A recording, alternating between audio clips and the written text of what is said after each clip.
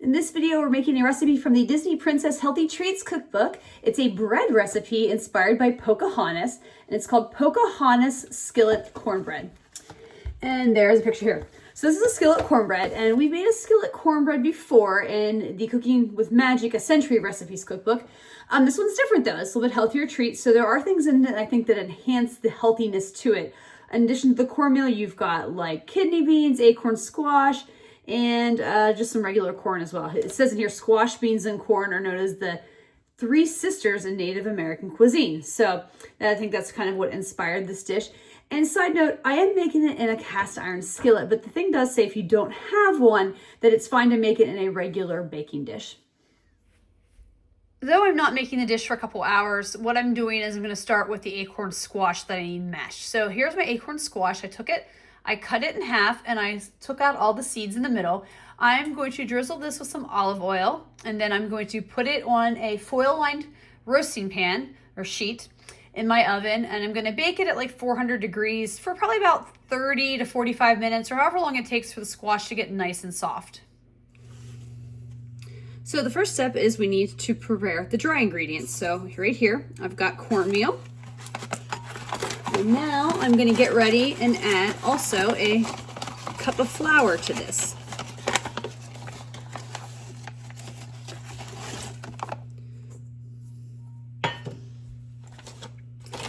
Next, it says to add a couple tablespoons of a non-caloric granular sweetener.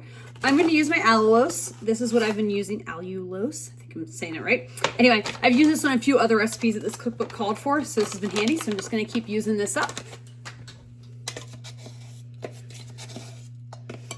Now I've got some baking powder.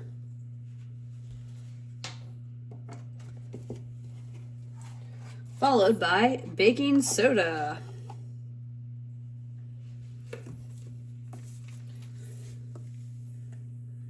And the last dry ingredient, salt. I'm going to give this a good whisk. Okay, so now I'm going to add in some wet ingredients. It says basically to the middle of this. I tried to make like a little divot in the center. I'm going to start with a couple tablespoons of honey.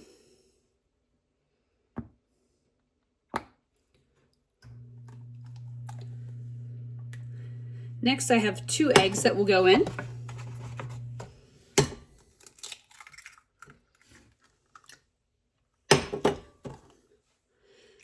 Next, I have milk, and it says to use a cup of milk, and it doesn't say what kind of milk. Like a lot of times with this healthier treats, they'll mention if they want you to use like, an almond or something like that instead. So I just used a regular milk. It was a low-fat milk, but it was regular dairy milk.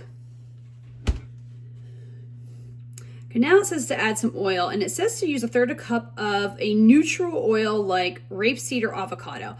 I have avocado, so that is what I am using. I'm going to give this a good whisk. It's all nice and blended. So now I'm putting in the rest of the ingredients. This is the mashed acorn squash. And it's just like 1/2 cup of that. These are some frozen corn kernels. Is it fresh or frozen? I'm hoping I don't need to thaw them because it didn't say to cook them.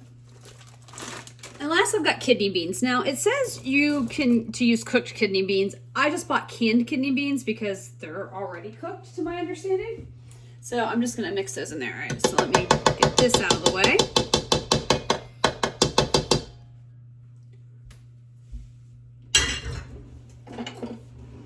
And take a spatula and fold this all together. I think that's all nice and mixed together. So now what I'm going to do is I'm going to pour this into my cast iron skillet. And once I get this in the skillet, I am supposed to bake this in the oven at 400 degrees until it's cooked. It says it takes about 25 minutes, but it mentions using the toothpick method to make sure that it comes out clean. Method we're familiar with cakes and stuff like that.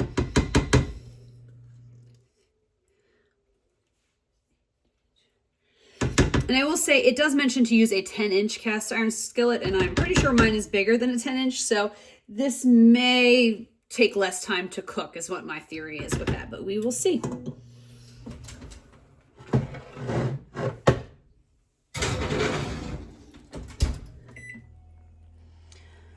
Okay, so here it is out of the oven. I set my timer for 15 minutes and kind of forgot about it, and then the timer went off, so I'm glad I set it for 15 because I was worried that it wouldn't take 25 with the larger skillet, and I was correct. As you can see, it's a little brown and, but it's cooked and doesn't seem burnt or anything. But yeah, I'm going to let it cool and we'll see how it tastes.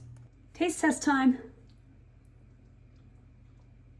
It's actually pretty tasty. It's a little bit more moist than some cornbreads. Cornbreads can be a little dry sometimes, so I'm always not always I'm kind of hit or miss with them. The beans and the corn actually add a nice little addition to it as well. I think the squash is probably what helps with the moisture, but yeah, we'll enjoy this.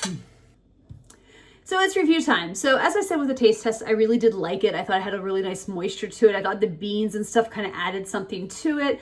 So I really enjoyed it. And I mentioned before, I'm not a huge cornbread fan, but I did like this. And compared to the cornbread that I made in the other cookbook, which was also a skillet recipe, I think I like this one better. So that being said, let's get into the rankings. The first I rank the ingredients on a scale of 1 to 5, and that's a combination of how hard are they to find and cost. This is a 1. Everything's pretty easy to find. Nothing's super expensive. I think that, it makes a nice big pan of it. So yeah, could be a good bang for your buck. Difficulty level on a scale of 1 to 5, 1 being easy and 5 being hard. I'm giving it like a 1.5. The only reason I'm not giving it a 1 is because, you have to make that acorn squash and mash it ahead of time. So that's a little bit of an extra step. And I don't know, sometimes cutting through those acorn squashes can be a little bit difficult, but otherwise you just basically throw everything together and you throw it in a pan and you throw it in the oven. Not that hard. And then would I make this again on a scale of 1 to 5? 1 is never and 5 is absolutely all the time. Again, I'm not a huge cornbread, eat it often. It's not that I dislike it. It's just one of those things that occasionally I don't mind it. So I'm going to give it a 4. The other cornbread recipe from the other cookbook that I referenced earlier, I think I gave that a 3. And since I like this one better, I think this one's definitely a 4. So yeah, so I think if I'm in the mood for some cornbread, especially if I'm making some chili or something, I think this is the good one I'm going to go to make.